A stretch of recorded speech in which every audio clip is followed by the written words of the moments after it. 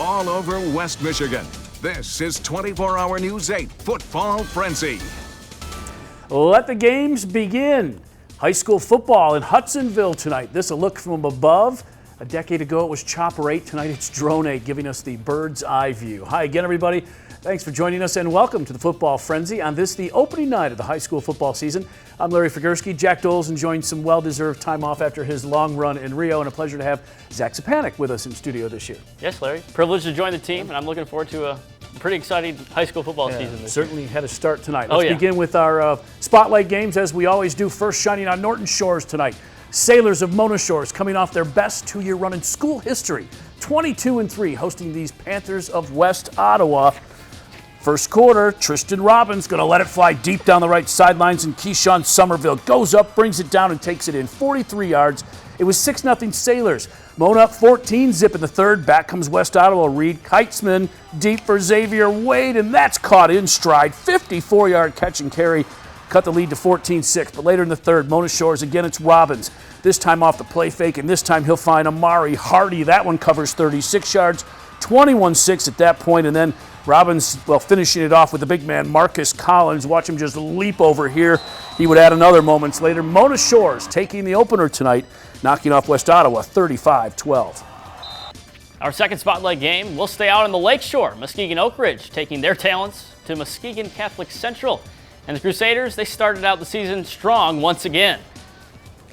Muskegon Oak Ridge, Muskegon Catholic Central, the Golden Domers, if you will. Fourth quarter, 4th and 6 from the opposing 20 for the Crusaders. Trenton Bordeaux finds a wide open Walker Christopherson. The touchdown strike put Muskegon Catholic Central up 23-6. Later in the fourth, senior running back Latami Scott breaks outside. He gets free. Scott rumbling down the sidelines. Keep an eye on him this year, folks. An absolute beast.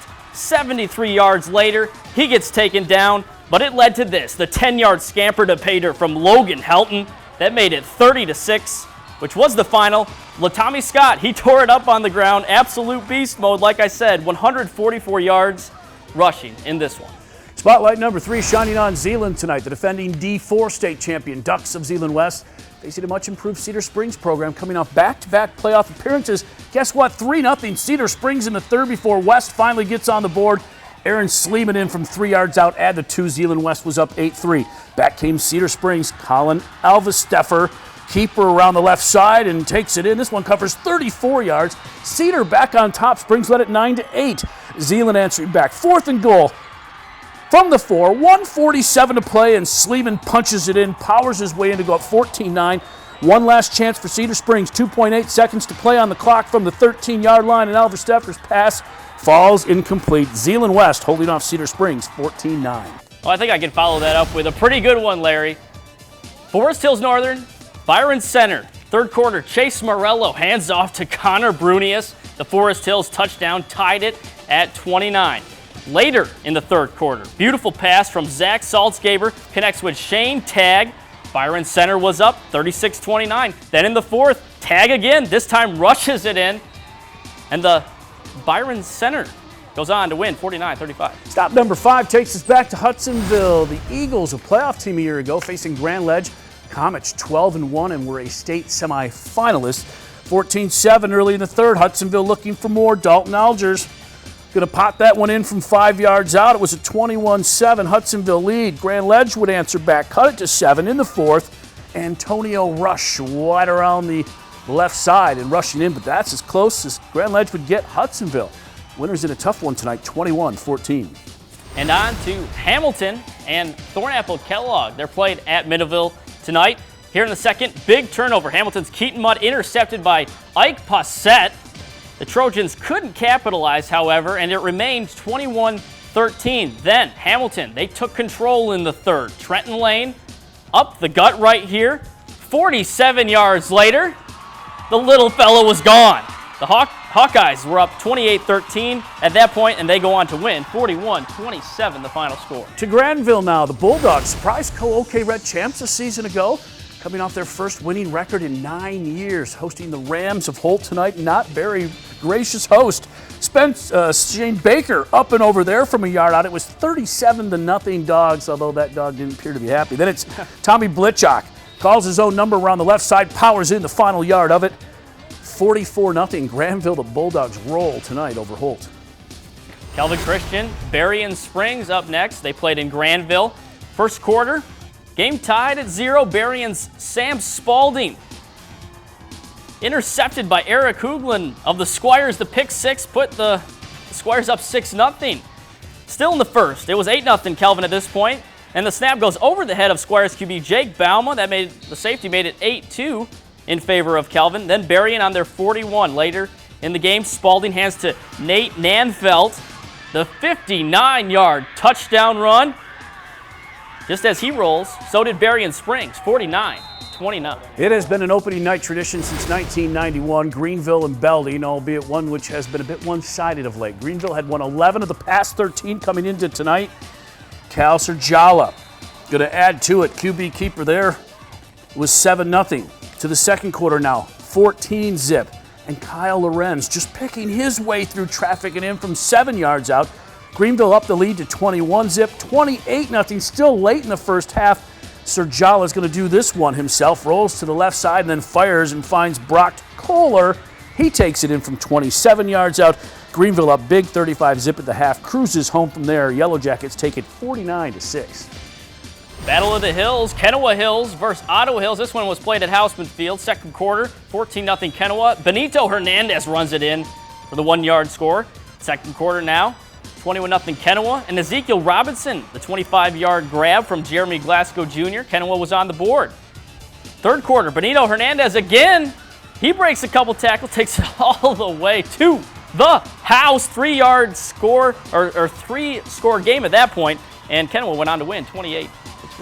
Up next, we're off to the southern tier. Portage Northern, Pawpaw, Otsego, Three Rivers, and a host of others kick off our second half of the Frenzy. Stay with us. Welcome back to the Football Frenzy. We'll kick off the second half in Portage tonight. The Huskies of Northern hosting Battle Creek Lakeview. Spartans shooting for a 5th consecutive winning season. Led at 21-13 in the third, and Josiah Kitchen says, let's add some more to it. Breaks a tackle and another there on the right side and then breaks free. And check this out, you aren't going to catch number 2. Looks like they had an angle on him, but not there. Kitchen's going to take it the distance. 95 yards for the score. Spartans led at 28-13. Later in the third, Portage Northern trying to mount a comeback offensively. Michael Lincoln dropping back, and when the defense knows you're going to throw, sometimes it's hard to do that, and that's picked off short range. Cameron Gillette grabs it. Battle Creek Lakeview goes on to knock off Portage Northern tonight, 35-20. Coloma facing Schoolcraft, and this one wasn't even close. Early first quarter, Schoolcraft driving. Ricky Clark drops back, finds Caleb Onspaw. A nice screen pass, and Onspaw does the rest. It was 7-0 Eagles. To the second quarter, Eagles up 21-7 at this point. Ricky Clark airing it out again. This time Nolan Onspaw makes the grab 25 yards later. Schoolcraft rolls 48-7. In the 10-team Wolverine B, conference play actually begins tonight in week 1. In Plainwell, the Trojans taking on the Wildcats of Three Rivers, 21-14. Plainwell up and adding to it. Alex Brown bounces off a would-be tackler and then just powers off a man there at the 20 and takes that one in. 44-yard touchdown. It was 27-14 Trojans. Next possession, the fake up the middle, and again the give to Brown, who does the rest, waltzing in on the right side to up it to 35-14. And the next time he had it, well, Brown completes the hat trick, hockey term, sorry. 8-yard touchdown. Plainwell going on to roll tonight, 49-20. And this game number 14 on the Frenzy. Second quarter, Otsego and Pawpaw. Otsego trailing early, but not after Noah Eastman hit a nice 27-yard field goal. Right through the uprights, tied it at 3. Pawpaw would answer right back. Handoff goes to Nick Shelley. Makes some nice moves, avoids some defenders, takes it to the house. 44-yard touchdown scamper, and it was 9-3 Pawpaw. Then, very next Pawpaw possession, quarterback Trey Brennan dives in from a yard out. That put it out of reach for the home team as Pawpaw takes down Otsego 23-10. Now former OK White rivals tangling tonight in Jenison. Wildcats and the Rangers of Forest Hills Central. Rangers grabbing the early lead, and it's Ty Collins here. Nice cut in a seam there. Slips one tackle, breaks through another, and takes it in from 19 yards out. 7-0 lead, as you can see. Forest Hills then Going to the air off the fake. It's the play pass to Bryce Clay from the far corner. Takes that one in from 3 yards out. Made it 21-10. Jennison trying to get on the board. This is Kyle Knopp. The defense not going to give him much room on the right side. Makes a nice effort here, but taken out of bounds. No points tonight for the Cats. The Rangers shut them out. Forest Hill Central over Jennison, 21-zip. Let's go back out to the Lakeshore. Grand Haven making the trip north to Reese Puffer. First quarter, Nate McCrary takes the handoff, and I got faked out on this one, I'll admit it. 2-yard plunge, put the Rockets out front, 7-0. Second quarter, Blake Ross feeling the heat. He throws up a duck. Charlie Young picks it off and goes the other way. And the Buccaneers were in business, and they would capitalize on that turnover. Adrian Nelson breaking the plane, and Grand Haven picks up the win 21-20 in a nail-biter.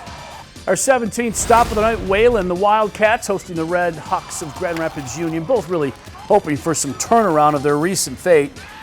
This one all Wayland tonight. Kyle Jansen, QB keeper, right side, breaks that tackle there. Nice wheels, just gets inside the pylon. It was 7-0 Jennison. Next possession, well, more of the same. This time it's to give to Eric Villarreal, who bullies his way in there, breaks the plane from 5 yards out. It was 14-0.